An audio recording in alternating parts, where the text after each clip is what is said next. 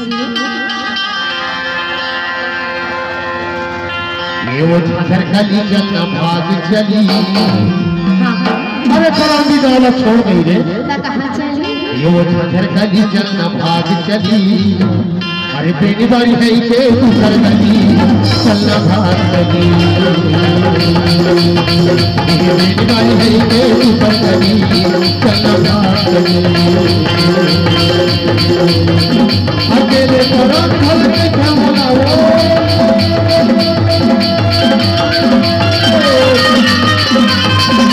मेरे जवान घर में संभालाओ दूसरे को मैं जल्दी जल्दी चलना जल्दी लाला नोरे बड़ा लाला बेबे लाला नोरे बड़ा लाला भैया हो बेबी लाला लाला भैया हो बेबी लाला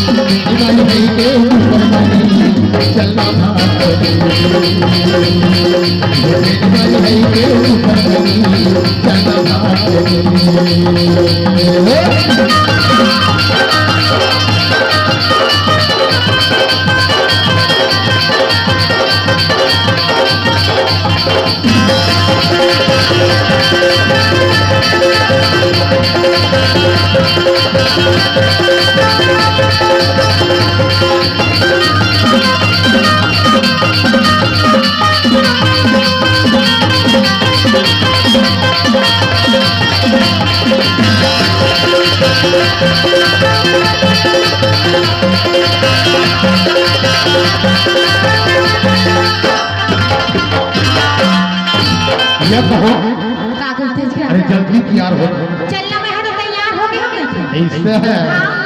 अरे घर ले लेकर वो जावे जावे वही माया ले गाड़ी जावे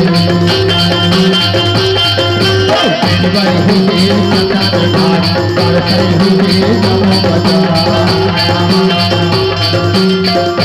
घर ले लेकर वो जावे जावे वही माया ले गाड़ी जावे तेरी बारी हुई सदा दरबार पार करे हुए जाओ बाजार पार करे हुए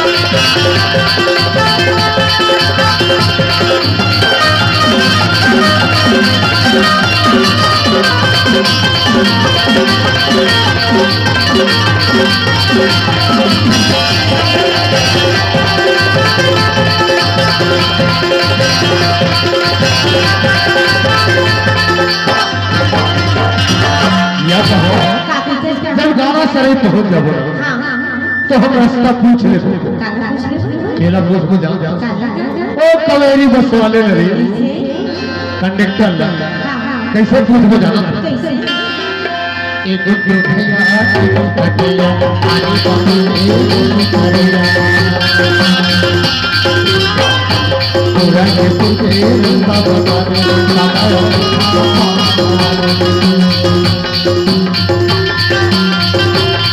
भैया टिकट कटेगा पानी पानी के मस्ती करेगा पूरा नदी में रास्ता बताना गोरखपुर है तो जाना करेगा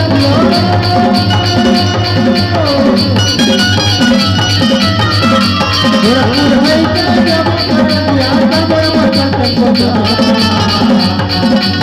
है